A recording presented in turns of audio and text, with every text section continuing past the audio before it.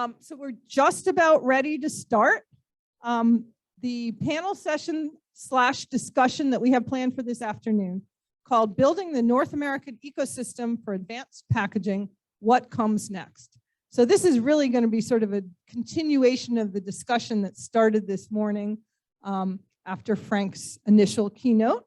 And so we're going to kick this off with just a couple slides by Robert Rudnitsky from NIST. And then we're going to move into introducing all of the panel members that will be joining us down here. And Jan is going to be leading, Jan Vardaman here, known to all of you, is going to be leading the moderated discussion session. And we hope that all of you will be very involved with that. So to start, I'd like to introduce, go ahead. All right, so a couple of changes to the, well, if you sign up for the tours, it originally said 4 o'clock. It should be 4:30. So it's after this panel. You don't have to walk out in the middle. All right. So the other thing is there are overflow seating upstairs in 2011. So if this gets too crowded, just head upstairs. Okay. And more logistics. I'm still looking for poster session judges, and I will give you instructions when we're all done. Okay. So to start again, Robert Rudnitsky. He's a physicist. He's the associate director at NIST. And in the Office of Advanced Manufacturing, where he serves as the acting division chief of policy and strategy. And in that role, he leads the development of policies and strategies for new programs, including planning for the CHIPS Advanced Packaging Manufacturing Program and the CHIPS Manufacturing USA effort. He's also providing programmatic and technical guidance to some of the Manufacturing Institute programs. He's got research experience, background in MEMS, systems, device fabrication, nanotechnology, biophysics, biotechnology, microfluidics, and sensors, which is great because we're covering all of that. So I'm going to turn this over to him and let him get started. So Nancy, thank you. And let me just get over here. I guess before I say anything, I just wanted to thank our hosts. So Nancy, Benson, Bhagat, Jim, Mukesh, and the rest of the organizing committee. This has been, certainly from my perspective, and I hope everyone shares this view, really an excellent symposium. I find I'm learning with every session and appreciate the fact that it's such high quality. As Nancy said, I've been involved for the last more than a year along with Frank Gale, who you saw this morning, and David Seiler, who's here with us. Kind of the three of us have worked together on the planning for the Advanced Packaging Program, the Manufacturing USA Institutes, and working with the team on the other R&D components of the planned and now actual CHIPS Act. Oops. Yeah, I can. Oh, there. Oh, that's much better. I don't really have a long presentation or really even a presentation. I'm just going to reprise a couple of slides that Frank showed this morning, starting with a reminder that NIST came out with 2 reports last week. One is a summary of the RFI inputs, and I pointed out because I know a lot of the people in this room submitted RFI inputs and probably want to see how that was interpreted. And then outputs of our workshop or workshops that we had in April for mostly planning the metrology efforts under CHIPS. And then finally, yesterday, the Secretary of Commerce announced a CHIPS strategy document. And I'm sure I'll get to talk a little bit during this panel about some of the things that were discussed or that are laid out in that strategy document. And finally, just to remind everyone, the CHIPS Act consists of 2 major parts, an incentives program and an R&D and a set of R&D programs. In total, those amount to $50 billion, with $39 billion for incentives, and then an additional $11 billion for research and development, with $2 billion for a national semiconductor technology center, $2.5 billion, these are 2022 numbers, $2.5 billion for the advanced packaging manufacturing program, and then $500 million for the combination of microelectronics research at NIST and manufacturing institutes, up to 3 of those. And then in the out years, a total of $6 billion, with amounts to be determined how those are divided among those 4 programs. And I'm putting that up one more time just to remind everyone of the components, because this really is the tool set that we have at Commerce for addressing the challenges that are going to be discussed during this panel, which is how do we strengthen the ecosystem here in the United States. So with that, I guess I will turn this over to Nancy. And Nancy, I like how you've set this up, and I'm hoping that you can help us address that larger question within that framework.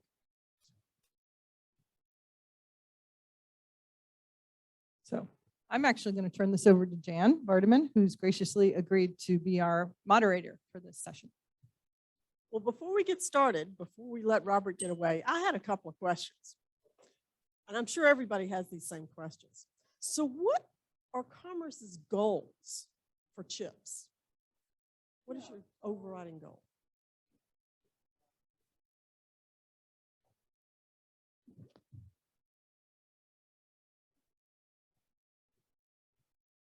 So yeah, it's a very good question. So first of all, it's worth saying that overall our goals are guided by what's in the CHIPS legislation. But we see it that we have 4 strategic goals. First, to invest in US production of strategically important semiconductor chip manufacturing, particularly in leading edge technologies. Second, to assure that there's a sufficient supply of older generation and current generation chips, both for national security purposes and for critical manufacturing industries. Third, to strengthen US R&D in order to catalyze and capture the next set of critical technologies, applications, and industries. And then finally, to grow a diverse semiconductor workforce and do that around strong communities so that the nation can participate in the hoped for prosperity that comes out of this. And this stuff goes beyond just building a few fabs. This really involves engaging local communities, local governments. Obviously, industry is the key driver on this, and getting the educational system engaged as well. So it's really an all-out effort that we hope will engage the broader community. Okay, and then what do you think your challenges are to increasing the domestic semiconductor production? Yeah, so we have a bunch of challenges, and I think they're not. I think you could come up with an exhaustive list, but some of the big ones would be that there's a big gap between what it costs to build manufacturing capability here in the United States and what it costs to build in some other countries. And along with that, maybe even more significant, there's a big gap in the labor costs between doing manufacturing here in the US and doing it in other countries. So that's the first. The second, and this is a problem that kind of amplifies that first problem, and that is that there's a gap in needed investment. There's been an overall decline in needed investment in the manufacturing capabilities here in the US. So that's amplified that problem of the differential in cost. The third would be just the high absolute cost of doing fabrication. And the result of that is that there's been a consolidation from many players in this field down to fewer and fewer large players in semiconductor fabrication. The fourth, and some of the speakers touched on this, and questioners touched on this morning when they were asking, okay, what caused the supply chain problems that so damaged the economy in the last 2 years? Well, that's actually just the first question. That's the lead-in for the bigger question, which is how do we make sure that we have good demand forecasting so that going forward, we don't have those sorts of supply chain chain challenges again. So in order to answer that larger question, you're first going to have to answer that question that was raised a couple times this morning. But I think that ability to forecast is going to be very important for making sure that we put resources where they need to go. And by we, I mean both the government, but also industry. Fifth would be the mismatch between skilled workers that are needed and the availability of those skilled workers here in the US. And then finally would be the need for investment in advanced packaging. And it's kind of obvious. So Frank touched on this morning, and the speaker from Skywaters also touched on it. We have only 2 to 3% of the world's packaging capability here in North America, much less in the United States. That includes capability in Canada. So when your base is 2 to 3%, clearly you have a gap. But the fact that it's that low a capability as a percentage means we have an additional challenge that it's not just that we need to add to existing capabilities, we have to launch new capabilities in order to ensure a solid supply chain for, I'll say chips, but in this case, I mean chips in the larger sense, which is to say fully packaged chips. So I think those are some of the big challenges, and boy, there's got to be more. So. Thank you very much, Robert. So I'm going to turn over the microphone to Nancy to call down all of our speakers. And it's not called The Price is Right, but Robert, if you'll take a seat.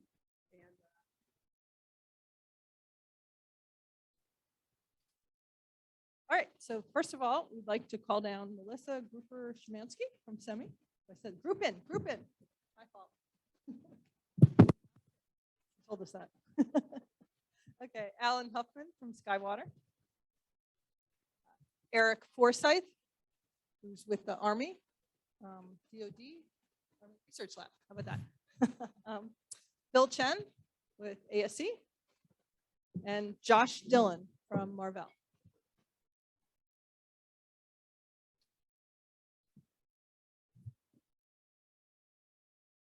And if you're following along in the program, Josh has actually been a last-minute substitute, and he has taken Annette's place on the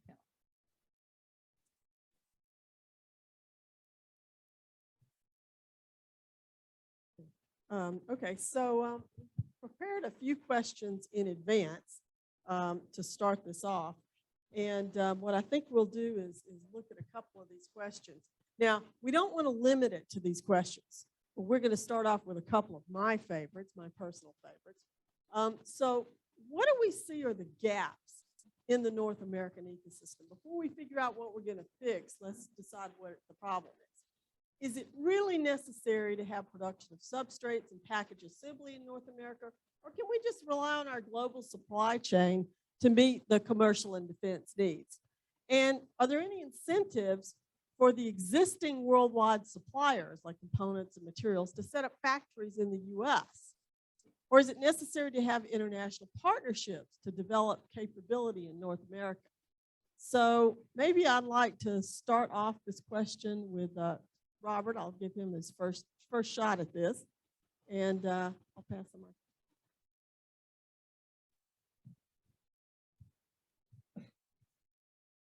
So first, it's a set of good questions. So is it necessary to have packaging and assembly in North America, or can we rely on the global supply chain? Well, we've seen what relying on the global supply chain gave us in the last couple of years, so it sure indicates that what we're doing so far leaves a big gap. The CHIPS program is built around the idea that we need to strengthen that supply chain within North America. Now, will the CHIPS program be sufficient to solve the whole problem? I guess that's a TBD. We'll have to see.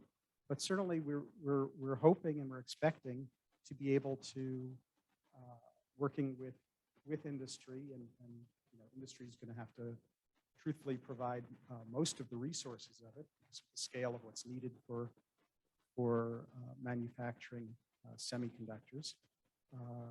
We're hoping and expecting that the result is that we're going to increase capacity here in the US. What incentives are there? There's a lot of them. I'll just say a little bit and point you back to that document that I mentioned at the beginning of the talk, the strategy document that was released by the Secretary of Commerce yesterday. So we have the incentives program at $39 billion.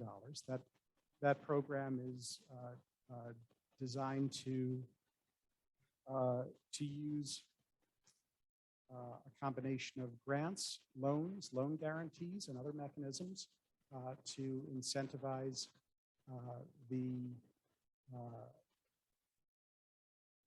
building of production capability here in the US, with the expectation that recipients will also be bringing their own resources and gaining support from local communities and states and so forth. And then, is it necessary to have international partnerships? You know, the president's guidance on chips and our strategic plan that was released yesterday all talk about the role of international partners. And thankfully, we have a strong system of alliances with many of the countries that are major producers of semiconductors. So absolutely, there's a cooperative and coordinating role that we have with our allies. That's my perspective and the Department of Commerce's perspective. But who else wants to weigh in? All right. Thanks, Jan. So let me see. I think it's your first page of questions. Yeah. Okay. Let's just say Robert out. Yeah. Save me from that. All right. You asked about the gaps, and of course, we could go on and on and on. I think that's why we're having a 2-day symposium here to talk about gaps and challenges. But one of them, obviously, about 20 or so years ago, when we started the fabless trend, we started giving up our advanced transistor technology. So clearly, we do not have the most advanced transistor technology in high volume production here in the United States. That starts off your gap. But even 20 years ago, when we went fabless, we already had a substantial assembly and packaging gap. We had no major OSATs, high volume OSATs in the United States. We have a US owned one, but their factories are not in the US. We have exceptional captive package technology, by the way, but it's captive. I mean, outsource availability was already a gap. Then we offshored that, and a lot of companies, not everyone, but some of the companies that had their own captive capabilities outsourced it, and it went overseas. So, and even at that time, we were experiencing a change in technical approach to advanced packaging. We now had to get a lot more interdisciplinary, and multi-physics modeling came into perspective, where historically it was more materials and mechanical, and now became electrical and thermomechanical and electrothermal and electromechanical modeling. And in fact, I was part of those IDMs. I did outsource my manufacturing eventually, and then we did ship it overseas eventually. But I had a fair amount of success by introducing those interdisciplinary skills in the captive packaging that my company was doing. So we were already experiencing a gap, and then we got rid of it in our US manufacturing lines.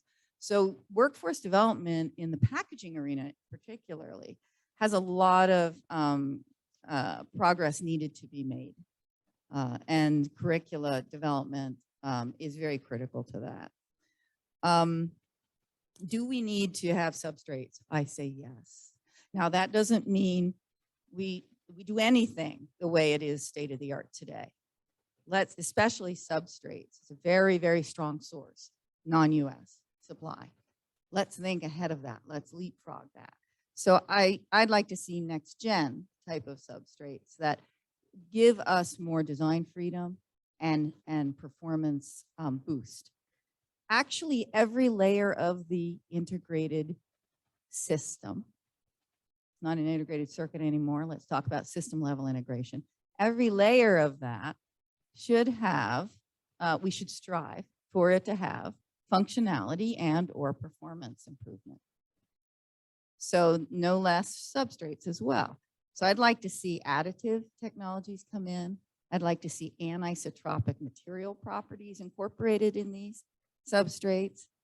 And, you know, high speed, 5G and 6G is really going to push the envelope on this. So we're going to need, as we heard earlier, some proponents of glass or glass cores or other materials other than silicon for very high-speed RF applications.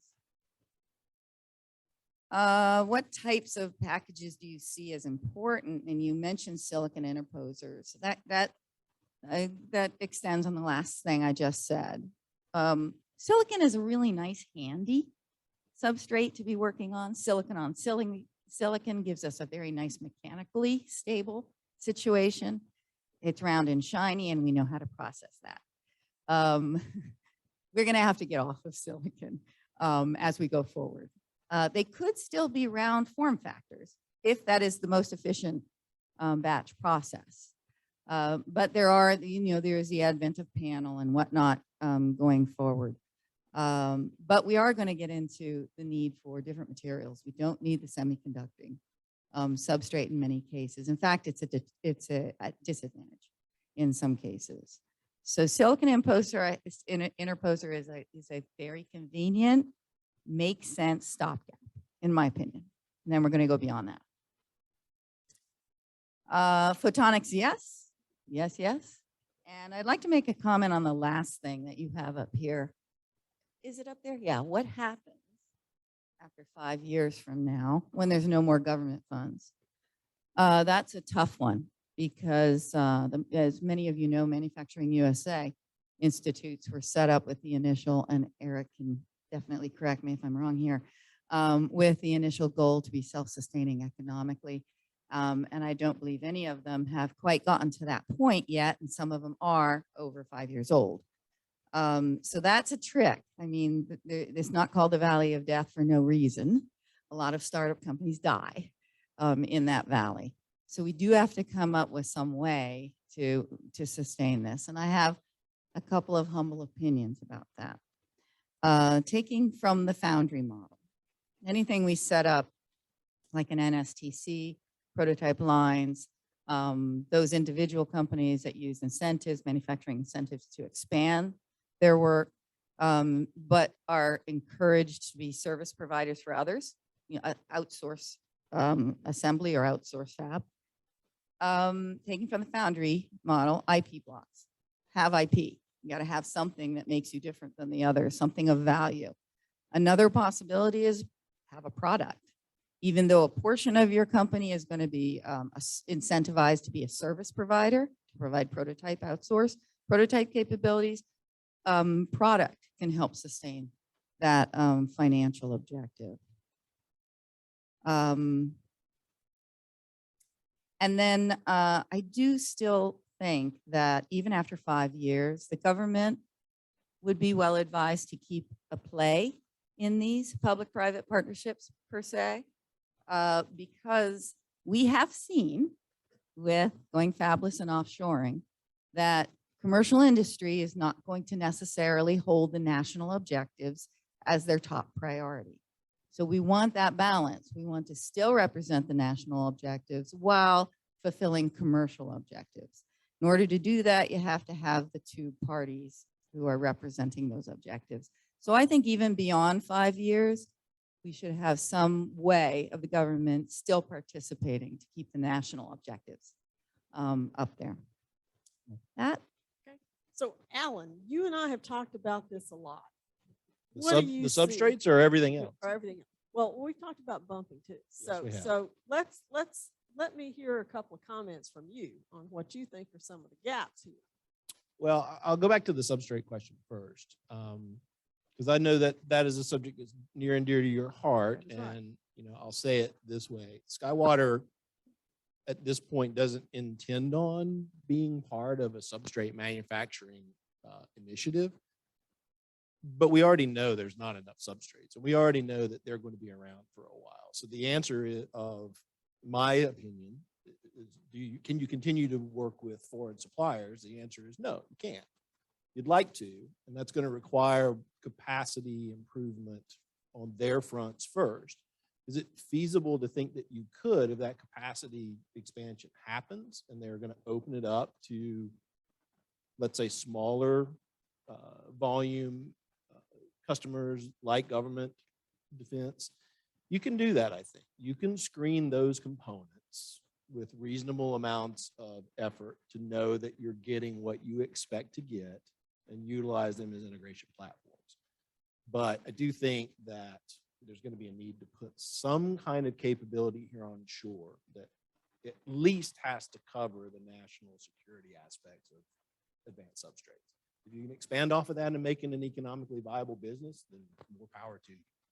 So, and you please remind everyone here that your silicon and your fan out need a substrate to complete the package. You're never, I mean, I agree with you, Melissa, that we will eventually need to get beyond the current generation of substrate technology that we have today. It's going to require new solutions and new materials.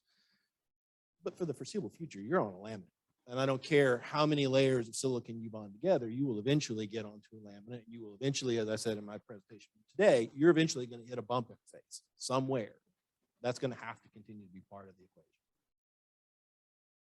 So Eric, you've got a defense hat on there. So from your perspective, what are the gaps? Yeah, thanks. And certainly I don't speak for the department, so I'll give Eric's perspective from kind of the traditional public perspectives, right? You know, DoD used to dominate this market, right? We used to drive the market in terms of what our requirements are for security. As we all know, those days are long gone. So I think it's important for DoD to participate in things like the CHIPS Act, things like these commercial endeavors, so we can appreciate where industry is going and then define some of our security applications around those roadmaps, kind of get that leading edge advantage. You know, we have no choice at this point but to depend on foreign suppliers. And it's not just, you know, are we buying a chip from China, but even if we're buying the chip from the United States, if there's a sub-supplier, a sub-sub-supplier that's coming from China, we're always assessing that risk, right? That if you are no longer competitive adversaries, but, you know, global adversaries, and that supply gets cut off, then that upstream problem becomes, you know, significant for our platforms. So I think understanding what those risks are and identifying ways that we can get around some of those gaps that clearly exist, not just at that first tier supplier of the chips, but, you know, throughout the supply chain will certainly be quite important. And also how we get access to technology. You know, if our platforms are using simple, you know, 741 op amps, no problem. But if we need a very secure ASIC that has a very unique design for a secure application, that becomes much harder to interface with even a domestic supplier that has a global supply chain footprint to it. And how do you sort of integrate our secure designs into these kind of global markets? So kind of understanding that aspect of how the commercial will play out and how the secure defense systems will interface with that. Places like Skywater that, you know, can clearly wall off activity, let's say, that's unique to the security. And I think, you know, as we think through the supply chain piece of it, and I'm not a policy person, so I'll simply, you know, propose that contemplating policy changes where DoD is either low volume or in a prototyping to develop another kind of weapon platform, you don't immediately go to, you know, the cheapest, quickest supply for that prototype capability, but okay, you're going to have to pay a little bit more. You're going to have to do a domestic supply for your substrate or for your underlying materials versus going to China and getting kind of a quick turn on your substrate. I think those kind of policy decisions will then motivate the supply chain to stay in the United States and therefore build up that ecosystem around some of our manufacturers that are here in the upstream supply. Bill, any comments on this from your perspective on the gap? I think the other speakers have spoke very eloquently on the gap. What I'd like to add is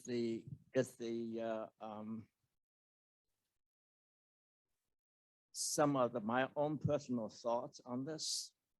All of you know that Binghamton Endicott is my home. And many years ago, I remember IBM in Endicott, IBM in East Frisco, coming out with books on packaging. And basically at that time, a significant amount of, I would say, science knowledge came out from the work from printed circuit board to packaging to systems, all came out at that time. And I think I still have those books at home. And I looked at it recently and said, they are history. What we need is knowledge and science that can go into the future. That's really a huge gap. The substrate we talked about, the substrate where we have the shortage of substrate, but it is not the shortage of substrate we need to worry about today. It's a shortage of substrate we need in the future, which will be different. The substrate we are using today, a lot of the substrate needed is because we are embedding bridges in the substrate. And if we look at the supercomputer that's going to come out at Aurora, and they are going to be substrate. I shouldn't say they are going to be. They are substrate that has embedded bridge in there, and those are the substrate that is missing. It is not an ordinary substrate. It's the advanced substrate. It's just advanced substrate, and if we look into the future, we want to say, what is the science knowledge that we need in the substrate?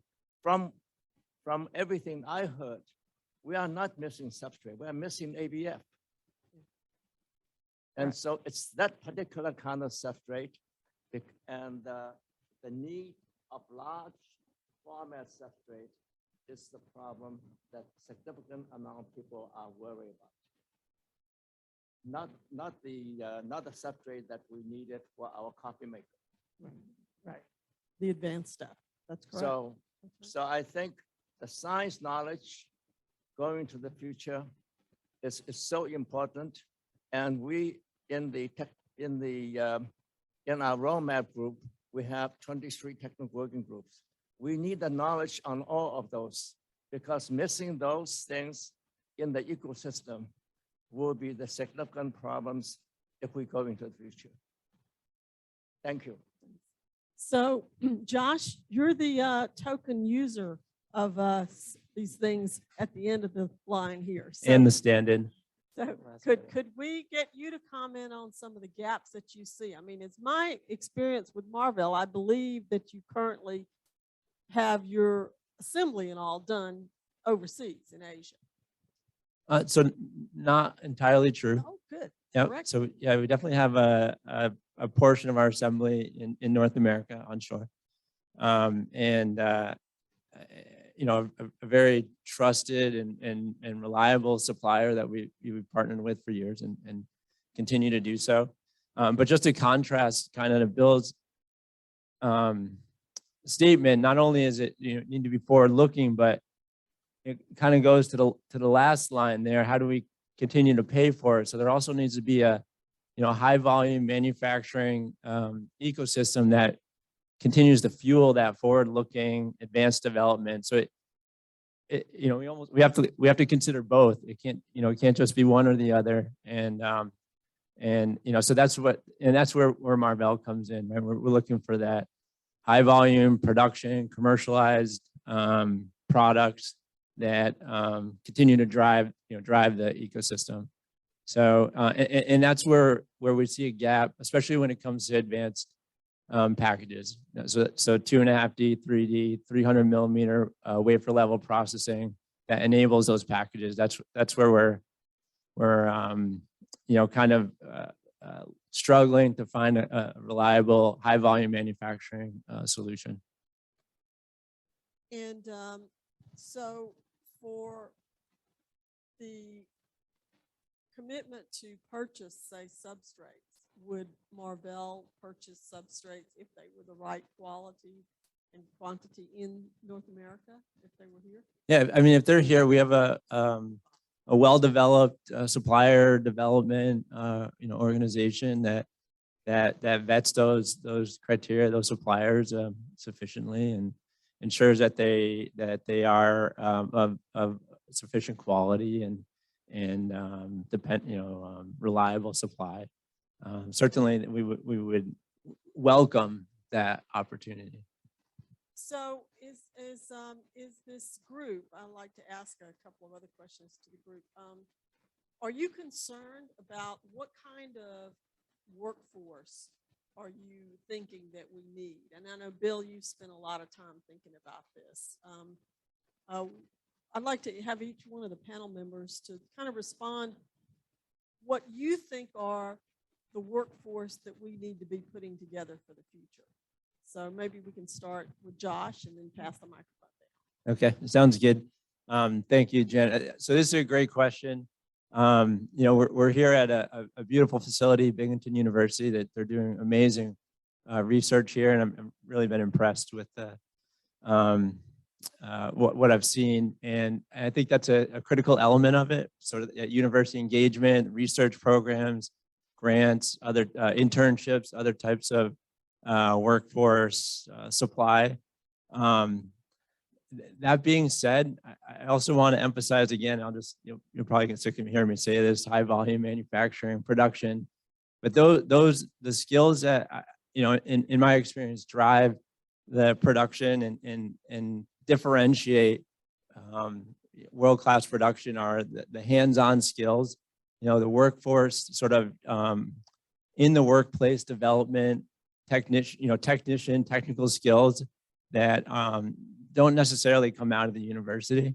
As I believe Mr. Gale cited earlier, the military is a potentially tremendous wealth of resource for some of those skills, but it's something we have to think about. And what I've seen is that a lot of those critical production skills are retiring. There's sort of demographic shifts, and that knowledge base is potentially being lost. So it's something we have to think about. So Bill, do you have some comments to add to that? I think in the workforce development, what would be important to think about is the supply over a long time. It's a start from grade school and to high school and so on. And finally, I think the university produced a tremendous, this university produced a tremendously impressive group of PhD students, master students.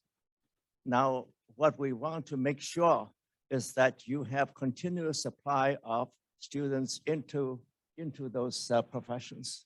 And that's had to start from the very early days. I know that there's Professor Chetty at Harvard.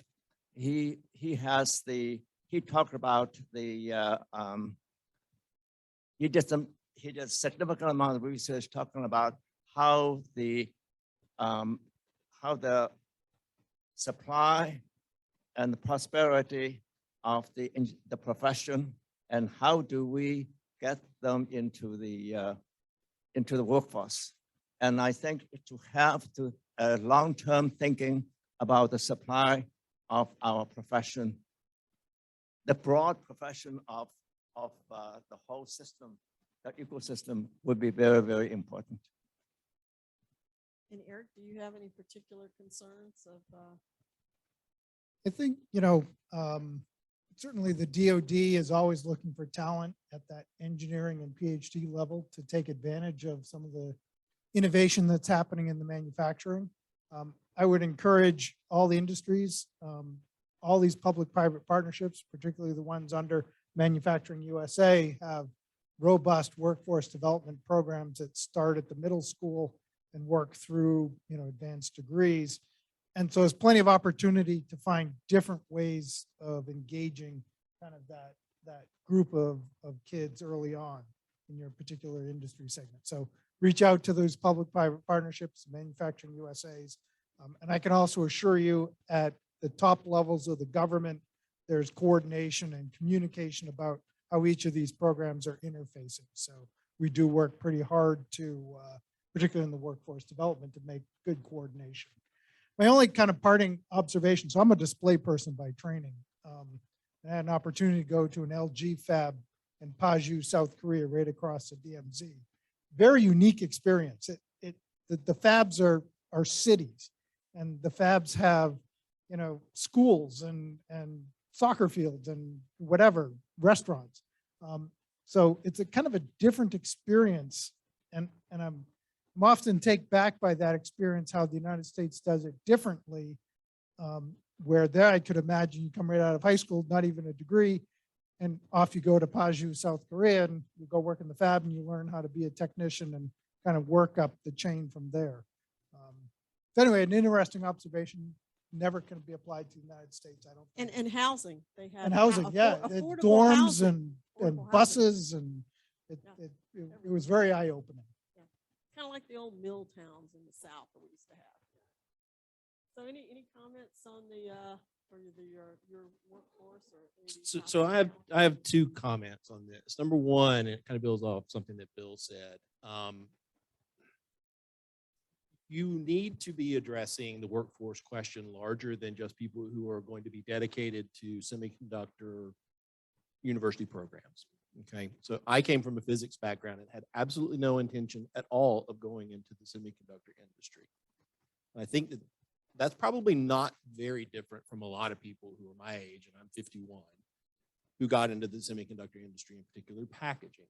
And I think one of the important things that we need to do is, while we are putting focus on the semiconductor industry training writ large, remember that we are trying to find problem solvers.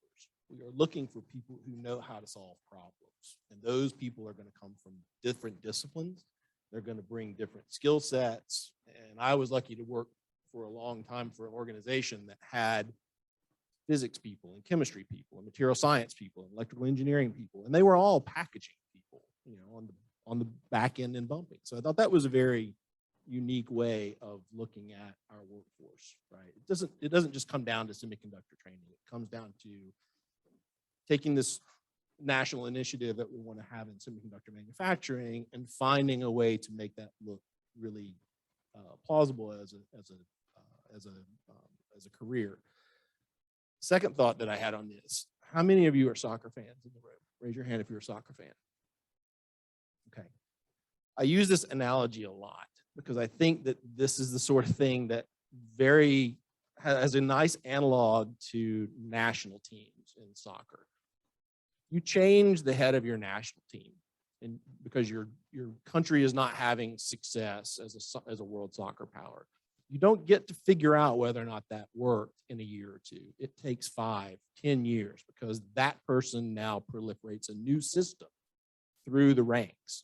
And I think that's kind of what we're looking at for workforce development too. We're going to get to the end of the 5-year CHIPS period, and we're just going to begin to see the first graduating class of incoming freshmen and seniors in high school right now.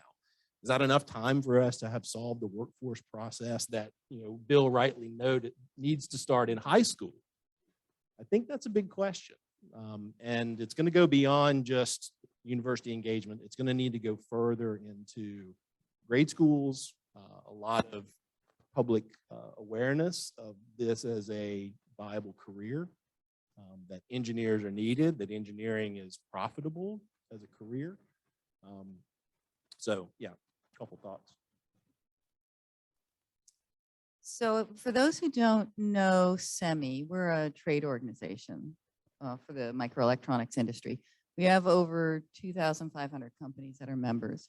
And our CEO, Ajit Manocha, has been just bombarded with complaints about workforce well before chips was even a US national word. So we've been thinking about this for a while. We've run a number of surveys. From those surveys, you would find it interesting that your PhDs are not the first problem. It goes kind of neck and neck. The biggest categories that are problematic today with our companies are entry-level engineers and technicians. So this goes back to many of the comments here. It's a holistic educational spectrum that we need to address. You do need to fill the pipeline. So you got to get to the K through 12s and the STEM education to fill that pipeline. But you also have to empty the pipeline. So you have to develop industry opportunities, good pay, good working environment, stability. Our industry hasn't done much for stability and working environment over the last decade or so. And as a result, the students have diverted to the bigger pay, more glamorous world of computer science. The Googles and the Facebooks are profiting by that right now. So it brings up another topic. You got to look at industry awareness, image awareness. So there's a marketing bent to this to try to re-attract those students. Now to your point about cycle time, really good point. We might entice the graduating senior to go into engineering undergrad, okay? You're not gonna get that person for 4 more years at the earliest. It doesn't solve our technician issue, by the way. So we have to address 2-year programs. You know, what do we do now for the workforce? Reskill and upskill. Another category that hasn't yet come up that I believe yet. One good potential source are veterans reemerging from their military duty and into the workforce. So SEMI happens to have a very active program working with the network of universities. We call it the ASA SEMI partnership. And we're targeting the veterans emerging because very disciplined, often technically trained individuals that need now to be shifted and integrated into the semiconductor industry for a very quick help on our workforce problem right now. And then reskilling those who are in the industry. We don't want to forget about all of you who are in the industry. You may want to switch skills or enhance skills. So we have programs in upskilling as well. So that in a nutshell describes, you know, the entire educational holistic spectrum, and that we think is necessary. Robert, do you have a parting thought on that? I do. So, well, first I want to say, in a sense, I don't have much to add to what the panel just said. I think in attending a lot of forums like this, where education and workforce comes up, and education and workforce always comes up because it's such an important problem that everyone's identified. You hear answers that are fairly consistent, and I think actually, Melissa, you kind of check the boxes on what we hear a lot of. My parting comment on this is that as the CHIPS program progresses, there are going to be, they'll be called different things, but calls for different kinds of proposals. And when those come, I think they'll have to address the issues that people spoke about, and they need to be very pragmatic. You know, really there needs to be a clear path from how someone goes from not knowing what they need to know, to knowing what they need to know, to having a job doing what they've learned through that process. So really pragmatic answers to this, because you know, you used, Eric, I think you used the standard pipeline analogy, and I've heard various descriptions of the pipeline, and the one that stuck with me is the pipeline is kind of dry. So we really do need to fill it, and we need to empty it and get it going. So I have a question that's not on this list, but I'm going to ask it because I'm just me, like to ask provocative questions. But has anybody ever thought about whether we need to have immigration reform and more visas to be allotted so that we can have people come in from other countries to help us with this labor force? And just, I'll pass this down if you want to. And if you don't feel that you have to make a comment. This has come up repeatedly. And I'm not going to talk about immigration reform from an advocacy standpoint because there's a whole group in SEMI that are experts in that. So we could bring them in to talk about it. But it comes up a lot. And most of the comments I hear are that, we have to have a very robust method to retain the talent that we're educating in our graduate schools today. And a big percentage of those are on student visas. So I hear it time and time again, but I can plug into our advocacy group if you want to know more about it. So I would say this from the Skywater perspective, for a company that is supporting both commercial and government opportunities, I think we'd be all for some sort of provision that allows foreign nationals to stay in the country. We need to address the question that there is a security requirement to get over for some of those students or some of those foreign nationals to be able to participate in some of the things that we want to do, that we are doing. Their skills would be tremendously valuable to us, but just simply they're not possible to use sometimes. So the question of policy of reform aside, would they be useful resources for us? Absolutely. Yeah, I guess you touched on it from DOD's perspective. U.S. citizenship is a requirement for many of our applications. And so getting beyond just work visas into citizenships for the most talented of people and a quick pipeline for that will probably be important. I think what you are speaking about also involves international cooperation. I'm assuming that what we are speaking about is a broad range of international cooperation. And I think just from the perspective of the establishment of the packaging center, establishment of semiconductor center, I think the collaboration to bring postdocs to bring trained postdocs into these centers would be an essential part of bringing in the knowledge and the connection. Connection may be more important than knowledge, but anyway, I see this as very, very important. Just from the experiences we have in the roadmap, you probably know Stanford, Ken Goodson is one of the really good thermal person. And we had a postdoc or whatever just call it. And he came into the thermal group and bring in the knowledge from IMAC into Ken and into our roadmap. And I looked at it and said, wow, we want to be able to do more of those.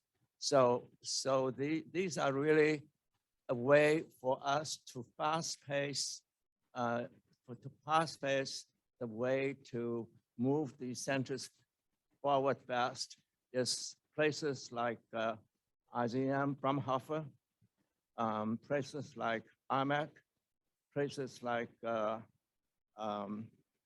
research institute in Taiwan, and all of those, they have the talent, but also they have the connection. You bring in these two-way street discussions. It's a very, very fast pace to move forward. Josh? Yeah, just, I think it's been hit pretty well, the key topics have already been touched on well.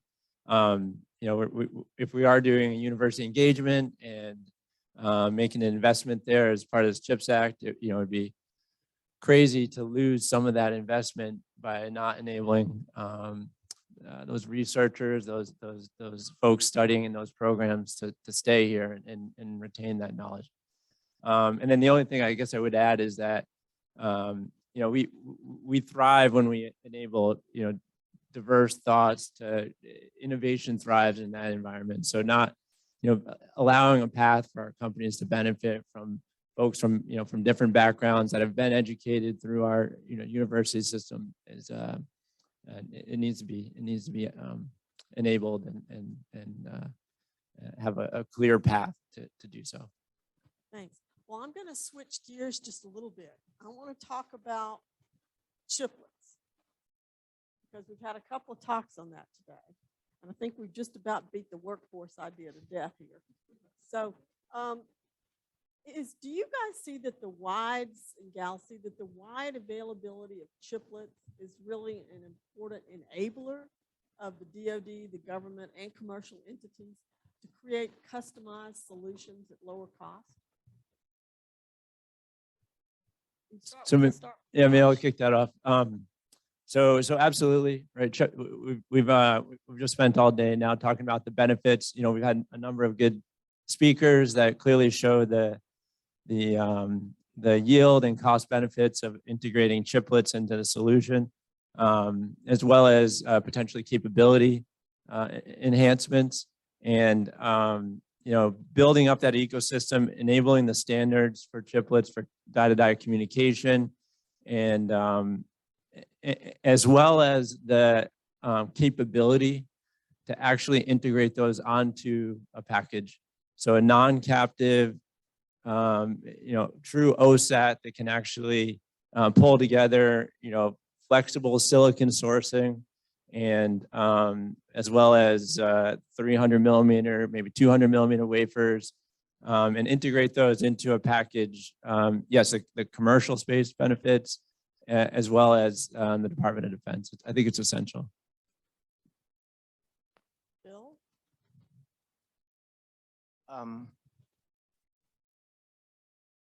I think the two of our largest companies, just name them, AMD and Intel, have been very, very successful. So you have two big success stories. And if we look at why they do that is going back to the original Moore's Law question of yield. And you remember at the last paragraph of the Moore's paper, what he said of the day of reckoning, that it's maybe, he said it may be, I'll paraphrase it. He said it may be more, the word is not proper, it may be more profitable to bring these small functions and to build into the larger function. So 50 odd years ago, he said the day of reckoning. The day of reckoning is, he predicted, here today, because we have hit the problem of the yield and cost that he originally has in the Moore's Law paper. And so the last paragraph, I do not know why he thought about this. He added this, and you remember his curve like this. It's a yield curve. When the yield curve hit the problem of not being able to be achieved, and that's the day of reckoning that he was talking about. So Eric? Yeah, I guess another good example of DoD making early innovation investments in a technology becoming commercial, and now DoD figuring out how to leverage it out of the commercial sector. So I think that's another example of DARPA and other folks who've made investments in that space, recognizing the opportunity for DoD and industry picking up from there. I look forward to the CHIPS Act doing the same. I think that'll be kind of the next step is what are the innovations coming out of the CHIPS Act that commercial picks up on, and hopefully DoD can then leverage for our future platforms. So Alan? Well, speaking as a guy who works for a company who's trying to make a living at putting chips together on substrates, yeah, we really want to see that happen. Is it essential? No. Is it inevitable? Yes.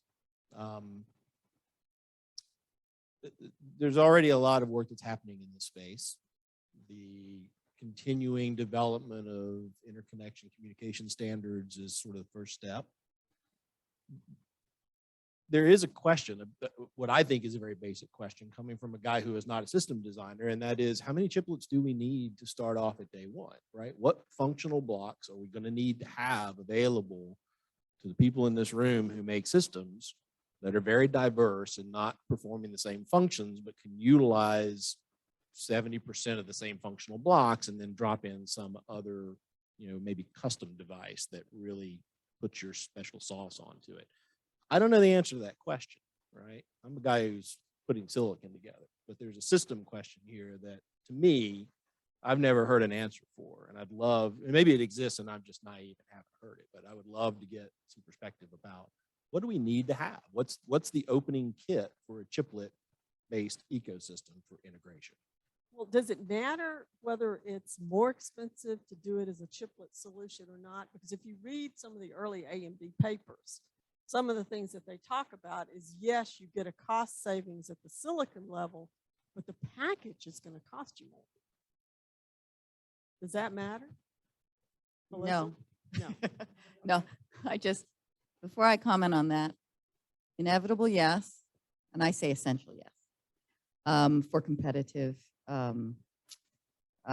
just to stay competitive, basically. Because those that are going to go into the chiplet system are going to have design degrees of freedom that are outstanding, and we won't be able to keep up with it monolithically. So I think it's essential. Gosh, I was interviewed in 2001 for the magazine's escaping me, and the title of the article was "When the Package Costs More Than the Chip." So in high performance areas and system level integration where you're really capitalizing on the system level, yeah, it becomes more expensive than the silicon that you're processing, but it has competitive differentiation and Especially value at the system level. at the system level. Yeah, and that's where chiplets are going to take us. We've always been enamored with system level, right? The SoC is a system on a chip. So that has developed over the many years. Well, now we're just finding we need a couple more degrees of freedom. So we're going to do a system of chips instead. So, let me let Robert comment, and then I'm going to have the floor over. I'm going to have questions from the audience. We've got to do that. Oh, no. Go ahead. Comment on chiplets. So I think throughout the morning, then on this panel, we've heard again and again that I didn't hear anyone on the panel say, no, we don't need to worry about chiplets, or no, they're not inevitable. The only dispute that I heard was whether they're essential, right? So again and again, we're hearing this kind of question. I think the question itself just sets up a whole bunch of other questions that as an ecosystem we're going to have to answer, which are, okay, they're inevitable, they may be essential. Now, what has to be developed, and what do we have to do? I'm going to sound buzzwordy here, but what do we have to do as a system of systems to get these chiplets to work together and do it in a way that benefits the ecosystem as a whole? And I think that's something we're all going to have to be addressing. And standards certainly are going to play a role in that, but and we also have a number of road mapping efforts that we at NIST have been funding that will be contributing to answering some of these questions. But I think we're going to have to really pound on those questions that follow from the fact that this is an inevitable path for the industry.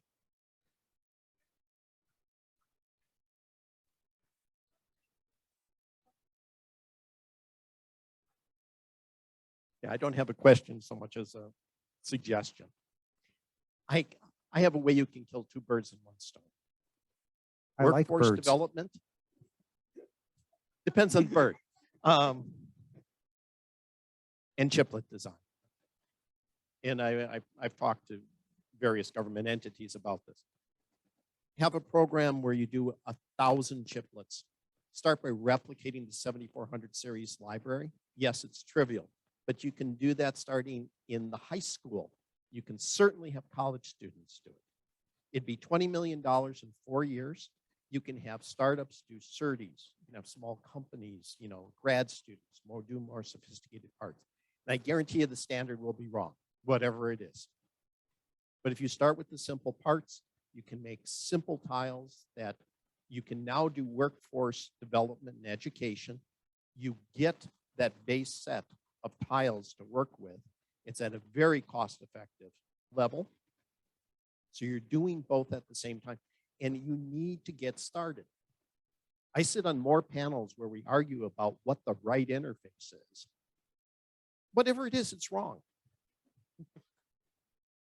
I think we're better served by doing something like this, which gets us that workforce development that in and of itself has value.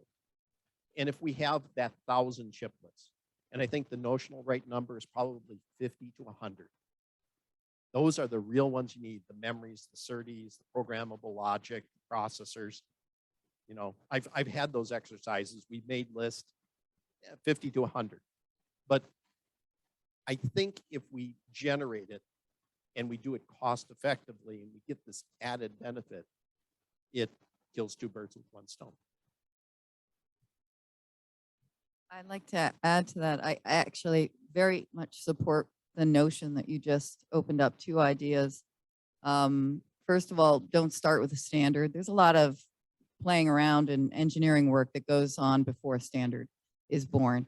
If you start with a standard, you will definitely be revising it. And second of all, there's a lot of talk about an open design source kit that we can kind of put in the hands of every student, every person on the street, and get hundreds of thousands of people designing for free, which is going to just open up the floodgates of innovation. So, and I'll just cap that by saying that Skywater is doing exactly that. There is an open source design program supported by Google with EDA that you can get into, and it gets fabbed in our 130 nanometer technology today, and eventually probably in the 90 nanometer. So there are starting to be ways to do that cost effectively.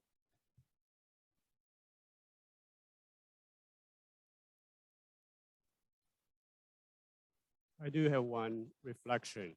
First of all, this incentive program told about $40 billion.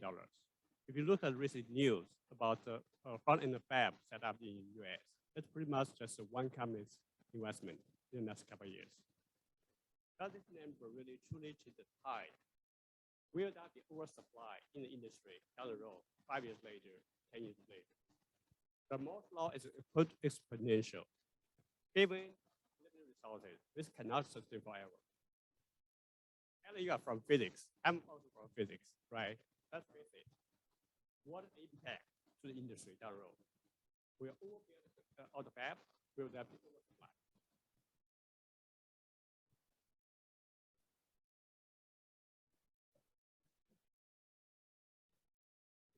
I also vote for oversupply.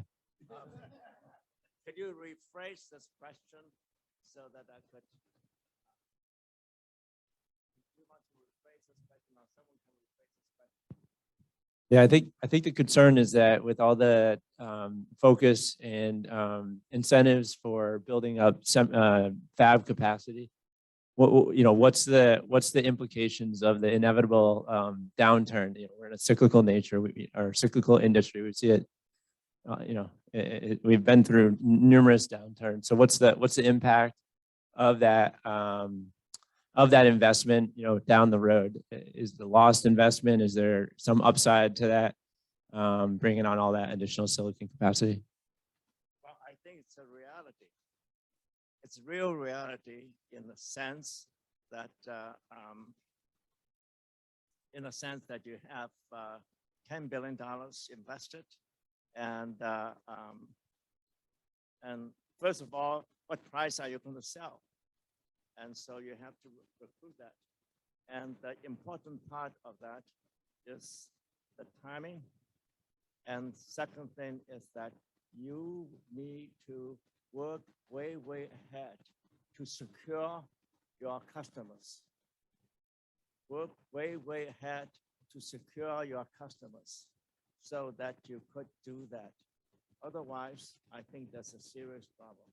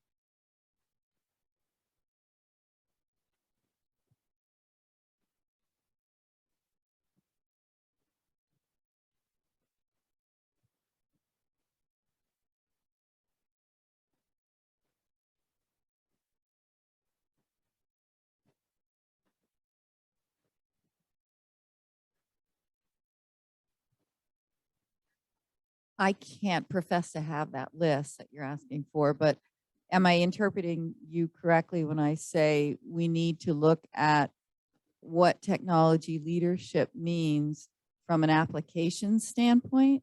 Okay. Well then, yeah, I agree with you 100%. And in some of the down selection of what technologies should be invested in the R&D portion of the CHIPS incentive programs, CHIPS program, is based on first, with the national mission of technology leadership, what applications are critical to that goal. Now let's boil it down to what device technologies critical there and what kind of package technologies are critical there. And I think that is the correct thought process. Yeah, I guess I would only add that that potentially the device in your hand you're pointing to could play a role.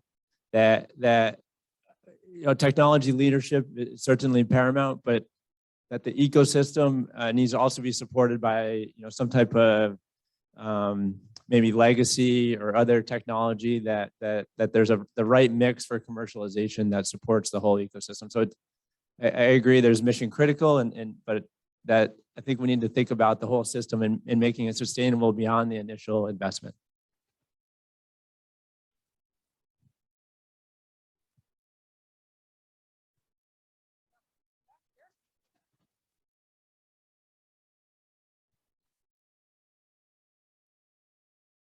Yeah, Bob Connor from Accelerprint.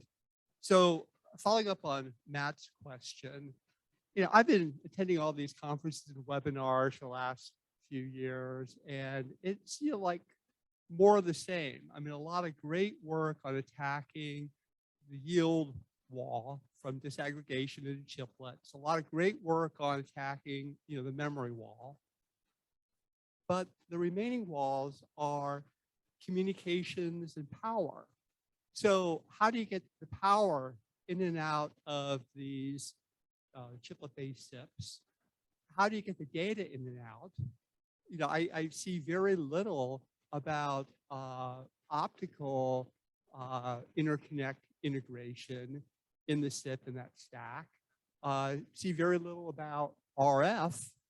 I mean, to me, those are like the brave new, those are the new areas where the US has a chance to leapfrog and innovate. So I guess my question is, you know, what do the panelists think? You know, is this on the radar screen of NIST? Yeah, it is. And you know, I agree with you in some respects. It doesn't bubble up in the very forefront of our discussion sometimes. But integrated optics, yes, very much so. Power, especially as you get into autonomy and EV type things, you're going to have high and low and all of the power management associated with it. Oh, I would add to what you just said. You said communication. I'd also add computation at the edge is going to be absolutely critical as we go forward and we have IoT of everything going on. And communication, 5G, 6G is one of those applications, to Matt's point, that is critical for technology leadership and competition of any nation going forward. Yeah, but it's kind of folded under. So I'll add to that to say that while most of what I talk about for Skywater is silicon-based technologies, I spend a lot of time talking to people in the optoelectronic region, and I talk to a lot of people in the RF space who are also interested in these technologies and how standard capabilities are going to get built upon to support them. I mean, probably similarly to everybody else that's in this room, we've watched photonics kind of ebb and flow for the last 15 or 20 years. And I can tell you that this time, at least to me, from the packaging perspective, feels very different.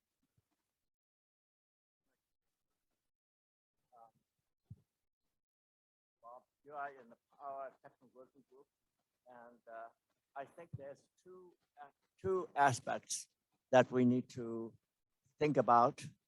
Number one is that we all heard this morning from our keynote speaker is that for data centers, the power increase pretty soon is consume the global electrical supply. And so it is extremely important for us to bring the use of power in data centers and so on to a sustainable degree. That's the number one. The second thing is that for power, we will have electrical vehicles, we have robots, all of those things. We want to have more efficient power. And so I see that the latest BAA that came out talk about stacking, talking about the future of the stacking with including the wide bandgap semiconductors to the CMOS and etc. will be a very important going out into the future for us, because that would be a much more efficient way for us into the future. Yeah, if I could just follow on actually to both comments. I can comment on behalf of my institute brethren. All of the manufacturing institutes are driven based on applications. So we have application roadmaps on various technologies, but then underlying those are what the needs are to meet those future capabilities. In our case, DoD or dual use, depending on the particular roadmap. So while you may hear a lot about chips, we do worry about batteries, and we worry about, go down the list of the things that are even not electronics, but they all feed into that system requirement for the application. So I presume that, as manufacturing institutes come out of the CHIPS Act, that kind of a model will continue. Certainly variants on it, but there's a pretty well established across the 14 manufacturing USA institutes that build off that kind of perspective.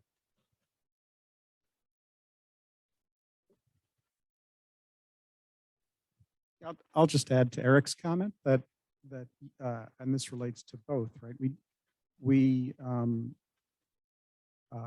one thing that we've learned from we're now up to 16 Manufacturing USA institutes, and Eric's office and my office, along with another at DOE, Department of Energy, work very closely together. And I would say we probably have at least weekly contact.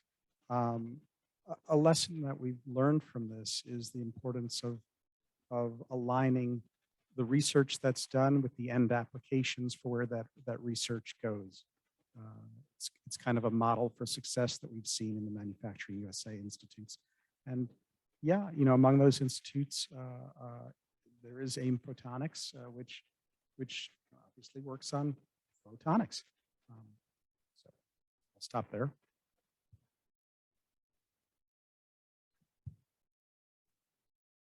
That question. over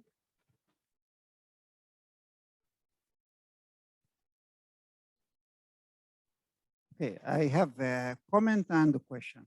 So the first comment about system power. I'm hearing about 20%. It's not a surprise to hear these numbers, but really, what does it mean, this number? In 2000, Win.com started coming, letter being issued by Uptime Institute and say data center will consume 8% of nation power, which was more like a rocket, it was 0.5%, being corrected. So when we started saying 20%, it could be right.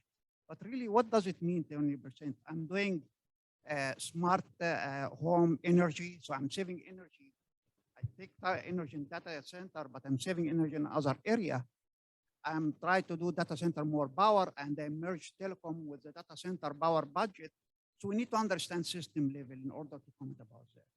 This, I think we need to have a full understanding, not from package level, not from center data center level. It is from the holistic system. This is my comment. My question here to the community. We are today in the news, packaging, everyone looking for packaging. Politician will not be entertain us for 15 years. We have a lot of stuff coming. 2 years from now, you find another election, another agenda coming, and this can be going down. We have a golden opportunity. How are we able to use it or to lose it? We have, like, for example, we lost it before, for example, like railroad in early 1900. The lobby for oil and gas was able to make the auto industry or the gas cars will take over, and other one been going down. So how we are making our motion continue and really in the agenda so we'll not get lost.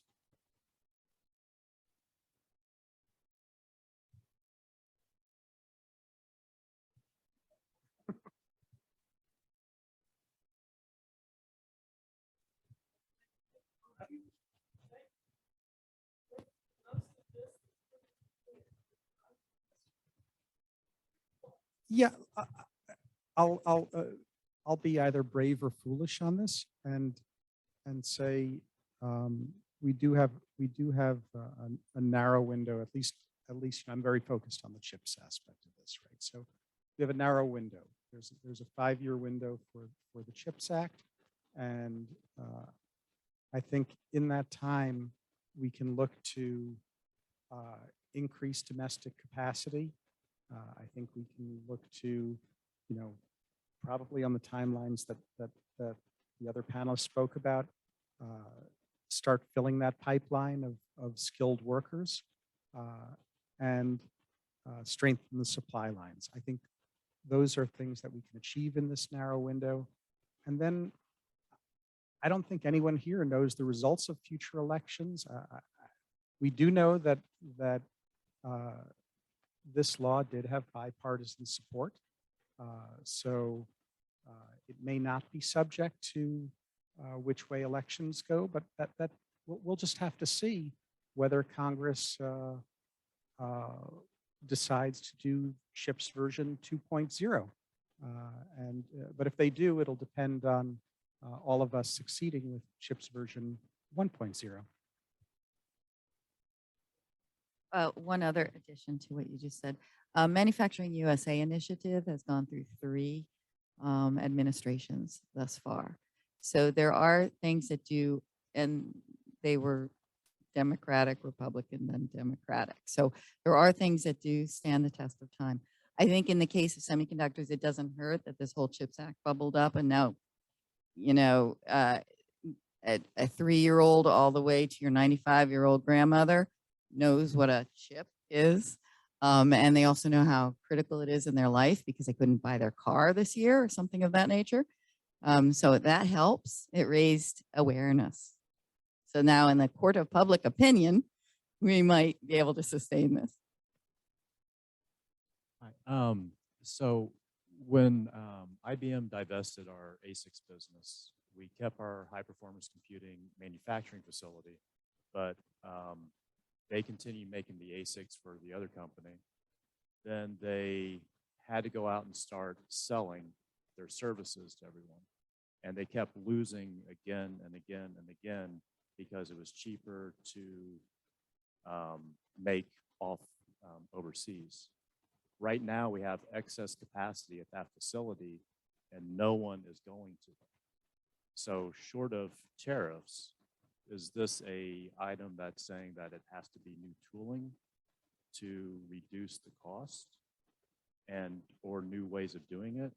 But considering that Amcor knows how to do it in South Korea, is this an item that should we be pulling in Amcor and asking them why aren't they putting the facilities in the US if it's really a tool set and skill set? But if it's always going to be cheaper overseas, we currently have capacity that's not being used in the US.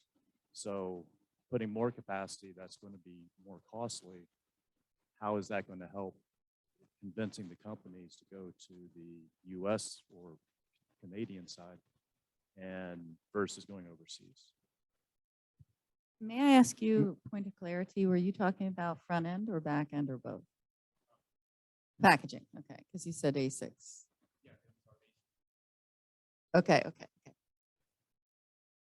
So I actually work for the IBM ASIC, former IBM ASIC packaging business. So which capacity are you referring to? That's on. So, I mean, from my perspective, I would love to see Broma enabled with some of this advanced packaging capability and utilizing some of that excess floor space or capacity, and as well as their rich history of manufacturing excellence. And we all, you know, we do have a steady supply through there today. Marvell does, that is. But if there is excess capacity, yeah, I certainly think it's a tremendous asset that we could leverage. And, you know, IBM, they are an IBM facility, so they have that connection with the research and capability that's being developed in Albany. So there's certainly a path, a technology transfer path. But it, you know, it comes down to what we're talking about here is that commercial case. How do we make that commercial case? In some cases, there's an investment required that enables that initial leap. But I think it's a terrific example of a potential path for some of this investment. I'm familiar with the facility also. I don't have an answer for this, but I think what's going to happen is a paradigm shift. If our design community is just considering packaging as a way to protect the chip and they're still bent on single chip carriers, we're never going to fill the Bromont facility. We have to have design latitude and performance enhancement, and the designers have to embrace that concept. So I'm hoping that this injection into our industry right now with the CHIPS Act and the advent of more 3D type technologies like at Skywater is going to shift that design frame of mind. And I think Vermont does have excellent photonics assembly capability, and I think that that's being tapped into right now. So as that emerges and that grows, I think there'll probably be some partnerships going on that'll probably take advantage of that. Nancy, you said you had a final question. If we have a moment, Benson, can I have 5 more minutes? Okay. All right, so mine wasn't quite as, oh, you have one too? Okay, I will let you go. Question about workforce. a large part of the CHIPS Act is going into manufacturing and process engineering roles. But when I look at the students coming out of the universities, no one wants to be a process engineer because they're not trained to be one. So what's the panel's view on it?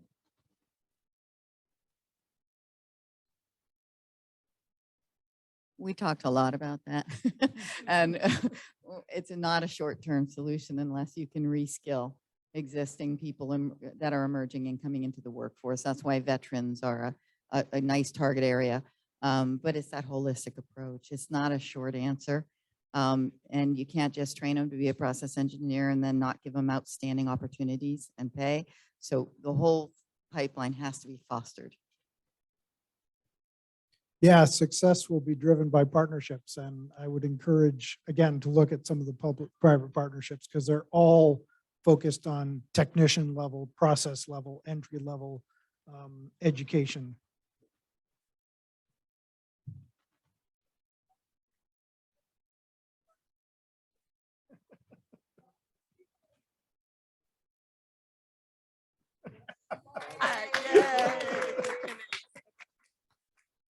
So we've exceeded our time. So, but I really want to thank all the panel members and the audience for this really excellent discussion. And I believe that we're going to have tours. And then before you do that, then we're going to have dinner. And when we have dinner, TechSearch International is celebrating 35 years in business. So please have a slice of our cake. And Karen is one of our senior analysts that's here in the back.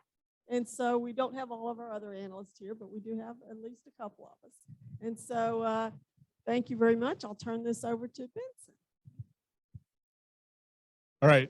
So as Jan said, thank you for coming to this panel. Right now, we've got a lot of activities going on. We've got tours. So if you sign up for the tours, please go out to the registration desk. They're going to start the tours as soon as you get there. We're going to be showing the ADL, IEC lab, the CAM lab, as well as the SAML lab. So it's going to be a lot of walking around. So make sure you get some water on your way out. We also have a reception.